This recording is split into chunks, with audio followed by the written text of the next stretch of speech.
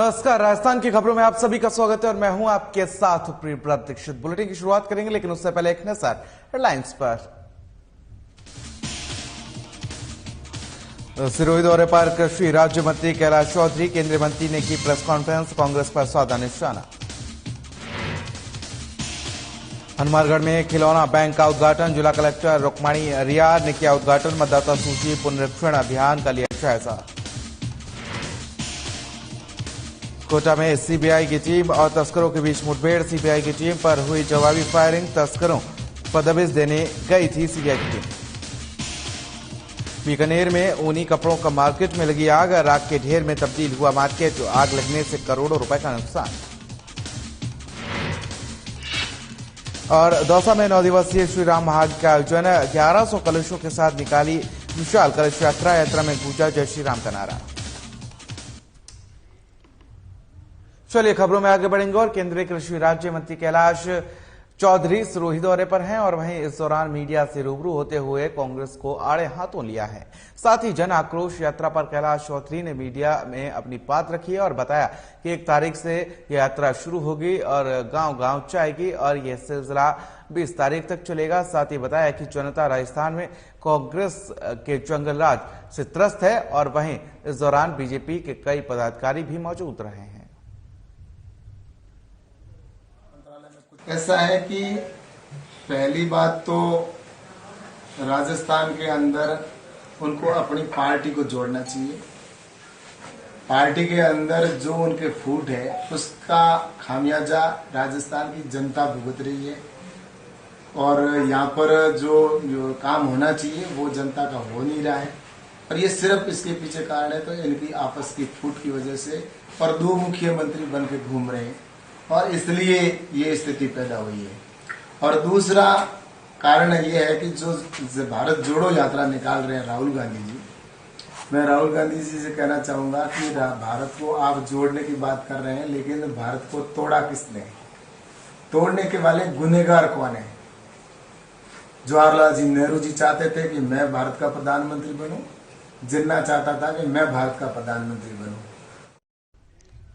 चलिए खबरों में आगे बढ़ेंगे और खबर हनुमानगढ़ के भादरा से है, जहां पर जिला कलेक्टर रुक्मणी रियार ने भादरा के आंगनबाड़ी केंद्र संख्या 3 में खिलौना बैंक का उद्घाटन किया है। वहीं इस मौके पर मोहम्मद शाह शशि गोयल ने खिलौने भेंट किए हैं और इस दौरान SDM Bhadra Shakuntala Chaudhary, BCMO doctor Manjeet Dhaka, महिला और बाल विकास विभाग सीडीपीओ मोनिका सियाग समेत कई अधिकारी मौजूद रहे।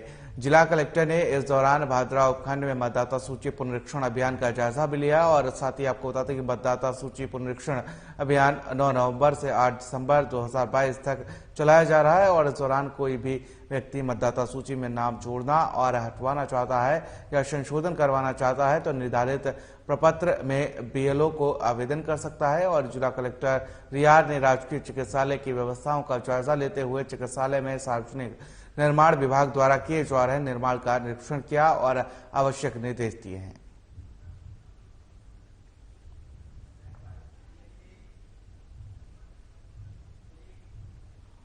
चलिए खबरों में आगे बढ़ेंगे और कोटा केंद्रीय नारकोटिक्स ब्यूरो ने मध्य प्रदेश के नीमच जिले में बड़ी कार्रवाई को अंजाम देते हुए भारी मात्रा में नशे की खेप डोडा चूरा बरामद किया है और इस दौरान तस्करों और टीम के बीच मुठभेड़ भी देखने को मिली है। तस्करों ने केंद्रीय नारकोटिक्स ब्यूरो की टीम पर जवाबी फायरिंग की और मौके से भाग गए। आरोपियों के गोदाम से टीम ने नशे की बड़ी खेप के साथ भारी मात्रा में फायर आर्म्स बरामद किए हैं। वहीं केंद्रीय नारकोटिक्स ब्यूरो के उपायुक्त विकास जोशी ने बताया कि मुखबिर के जरिए सूचना मिली थी कि मध्य प्रदेश के नीमच जिले के सिंगौली तहसील के गांव हाथीपुरा में पप्पू धाकड़ के गोदाम पर दबिश दी गई है और इस दौरान गोदाम के अंदर मौजूद तस्करों ने टीम पर अंधाधुंध फायरिंग शुरू कर दी और वहीं टीम ने भी जवाबी फायरिंग की है, लेकिन अंधेरे का फायदा उठाकर पप्पू धाकड़ और कुछ अज्ञात बदमाश कूदकर भाग गए। वहीं टीम ने 3 बोलेरो पिकअप वाहनों को जब्त किया है और जिसके अंदर डोडा चूरा भरा हुआ था और इसके साथ ही 12 बोर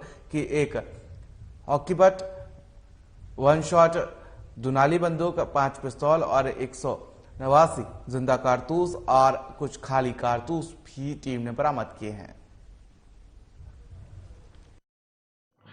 सूचना के आधार पे हमारी कोटा प्रिवेंटिव टीम ने आज सिंगोली में हाथीपुरा गांव में एक गोदाम पे छापा मारा। रात के करीबन 3 बजे हमारी टीम वहां पहुंची और उन्होंने दरवाज़ा खोलने के लिए आग्रह किया और दूसरी तरफ से लगातार गोलीबारी चालू हो गई और जिससे दरवाजे में छेद होकर हमारी गाड़ी में भी गोलियां लगी। बट हमारे अधिकारियों ने बड़ी चतुरता से अपने आप को बचाया और किसी तरह से वहां पे घुसे। इस दौरान सारे जो 2-3 तस्कर थे वो दीवार पे चढ़ के फांद के और गोलियां चलाते हुए भाग गए। मौके पे हमको काफ़ी मात्रा में डोडा चूरा मिला। इसके साथ साथ घर के अंदर उन्होंने अलमारी के पीछे भी एक कमरा बना रखा था उसमें और काफ़ी हथियार बरामद हुए। 3 बंदूकें हुई, 5 पिस्तल हुई और काफ़ी सारे कारतूस, खाली कारतूस भी हमको मिले जो उन्होंने हम पे, हमारे अधिकारियों पे चलाए थे। मौके पे पुलिस को भी बुला लिया गया था। पुलिस की सहायता से हमने पूरे परिसर को छानबीन करी और जो मात्रा में हमको डोडा चूरा मिला, एक ट्रक, एक जो पिकअप थी उसमें भी कुछ माल बंधा हुआ था और 2 पिकअप और थी, हमने जब्त करी। सारे माल को हम जब्त करके अभी हमने कार्रवाई करी है।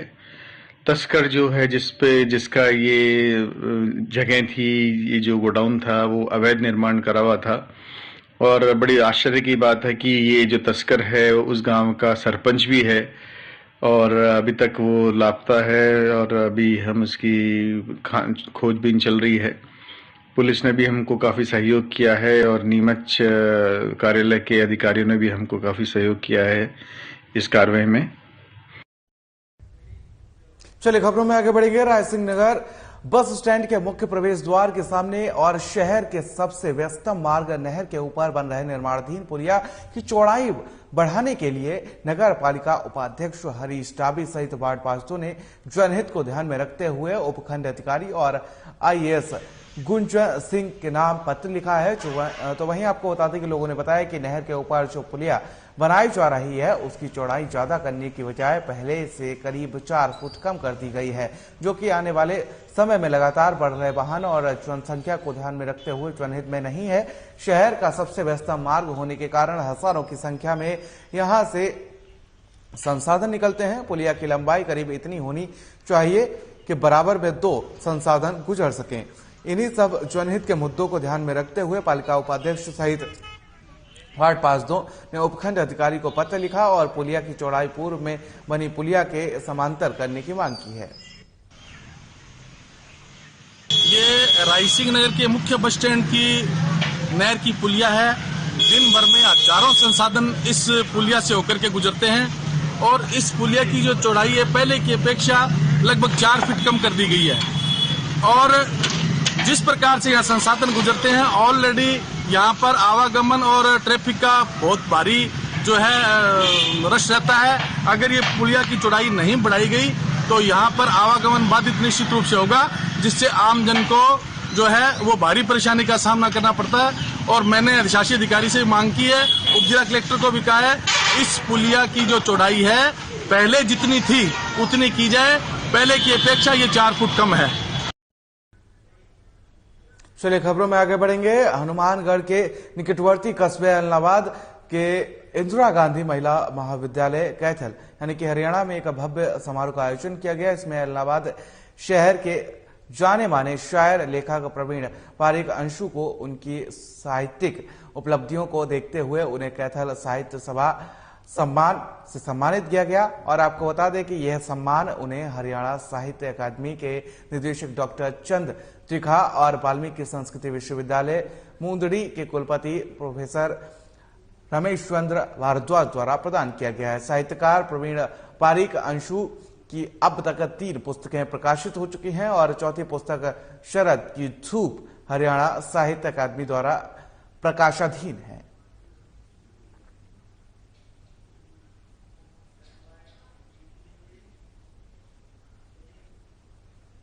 चलिए खबरों में आगे बढ़ेंगे और खबर बीकानेर से है, जहां पर ऊनी कपड़ों का एक मार्केट आग के हवाले हो गया। आपको बता दें कि शहर के कोटगेट थाना इलाके में बने एक ऊनी कपड़े की मार्केट में भयंकर आग लग गई, जिससे उस मार्केट में बनी दुकानें चलकर राख हो गई। बताया जा रहा है कि रतन बिहारी मंदिर के पास बने लुधियाना मार्केट में किसी चिंगारी से आग लग गई और आग ने देखते ही देखते विकराल रूप ले लिया और कुछ ही देर में पूरा मार्केट राख के ढेर में तब्दील हो गया। आग इतनी भयावह थी कि मार्केट में बनी करीब 10 से 15 दुकानें जलकर स्वाह हो गईं और उसमें रखा करोड़ों रुपए का सामान जलकर खाक हो गया।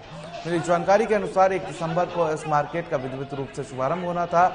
1-2 दिन पहले ही सजे इस मार्केट में आग से सब कुछ तबाह हो गया।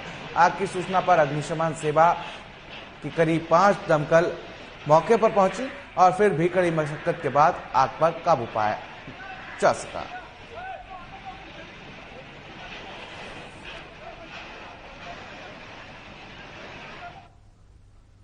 चलिए खबरों में आगे बढ़ेंगे और जैसलमेर के भड़ियाड़ा में एक ट्रैक्टर अनियंत्रित होकर पलट गया। हादसे में 5 लोग घायल बताए जा रहे हैं। वहीं हादसे के बाद मौके पर लोगों की भीड़ जुटी हुई है और साथ ही आपको बता दें कि पीसीसी सदस्य रणवीर सिंह गोत्रा ने सभी घायलों को अपने निजी वाहन से भड़ियाड़ा अस्पताल पहुंचाया। अस्पताल प्रशासन ने गंभीर घायलों को प्राथमिक उपचार के बाद जोधपुर रेफर कर दिया है। सूचना मिलने पर भड़ियाड़ा पुलिस के सहायक उप निरीक्षक भाईराम मीणा जाब्ता मौके पर पहुंचे। जानकारी के अनुसार सभी घायल अपने खेत से लकड़ियों से भरकर जेठानिया गांव जा रहे थे। तो साथ ही आपको बता दें कि इस दौरान भड़ियाड़ा के सरदार सिंह की ढाणी के पास हादसा हुआ है।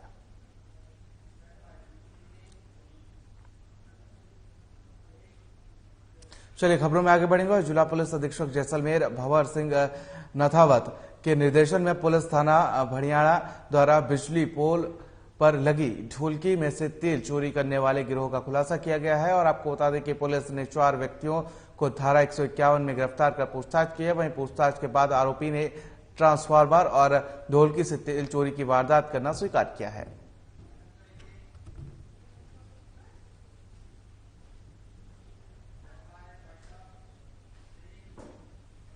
अब फिलहाल के लिए इस बुलेटिन में मेरे साथ इतना है। मुझे दीजिए इजाजत। नमस्कार।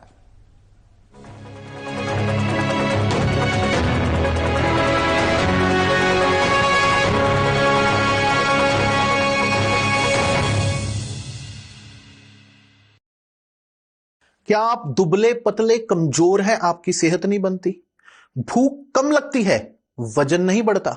दरअसल मेन बात खाना नहीं है, मेन बात है खाया पिया लगना। और अगर खाया पिया लगेगा ही नहीं तो आपकी सेहत बनेगी कैसे? इसलिए हमारी संस्था सन्यासी आयुर्वेदा ने एक ऐसी दवा का निर्माण किया है जो कि आपके लिवर सिस्टम को, आपके पाचन तंत्र को दुरुस्त करने का काम करती है, ताकि आप जो भी खाएं उसका पूरे का पूरा निचोड़ आपके शरीर को लगे, आपकी भूख बढ़े, खाया पिया सही से लगे, नया खून बने, हड्डियों में जान आए, चेहरे पर नूर, लालिमा, रौनक आए और आप मोटे, तगड़े, खूबसूरत पर्सनैलिटी के मालिक बन जाएं। 100% आयुर्वेदिक दवा होती है। इसका शरीर पर कोई भी साइड इफेक्ट, कोई भी नुकसान या दुष्प्रभाव नहीं होता। लड़के लड़कियां दोनों इसका इस्तेमाल कर सकते हैं और पहले 15 दिन के अंदर ही आपको इसका असर महसूस हो जाएगा। सिर्फ 699 रुपए की पूरे 1 महीने की दवा होती है और आप इसे घर बैठे 011-45454545 पर फोन करके दवा मंगवा सकते हैं। Through constant innovation, the group provides its clients with value-added, environment-friendly products. We are committed to provide quality products and services at optimum cost with the continuous improvement in the quality management system. Producing high-value paper, making us India's largest producer of branded papers, fine papers and packaging broad segments. Focused on customers in all our operations. Hence, extensive investments are made towards people and people practices. KRPL world's leading eco-friendly paper from agro residue. Savitribai Phule की तरह पूरे समाज को शिक्षित बनाना चाहती हूँ। मुझे सावित्रीबाई फुले किशोरी समृद्धि योजना के अंतर्गत 2500 राशि पढ़ने के लिए प्रदान की जा रही है। इस योजना के तहत मुझे अभी 5000 की राशि मिल रही है। 18 साल की जब हमारी बच्चियां हो जाएंगी, उन बच्चियों को 40,000 रुपया देने का हमने कानून बनाया। इस योजना से पढ़ लिख कर मैं इंजीनियर बनना चाहती हूँ। मैं इस योजना के लाभ से पढ़कर एक अच्छी डॉक्टर बनना चाहती हूँ। एक पिता के समान हेमंत सर ने जो हमारी आर्थिक मदद की है, इस मदद का सम्मान करते हुए मैं एक दिन जरूर कुछ बन के दिखाऊंगी। 9 लाख बच्चियों को हम इसमें जोड़ने जा रहे हैं। जोहार। सावित्रीबाई फुले किशोरी समृद्धि योजना के लाभ से बहुत खुश हूँ। मैं इस लाभ के लिए माननीय मुख्यमंत्री श्री हेमंत सोरेन जी का आभार प्रकट करती हूँ। धन्यवाद। सावित्रीबाई फुले किशोरी समृद्धि योजना से लाखों बेटियों के सपने हो रहे साकार।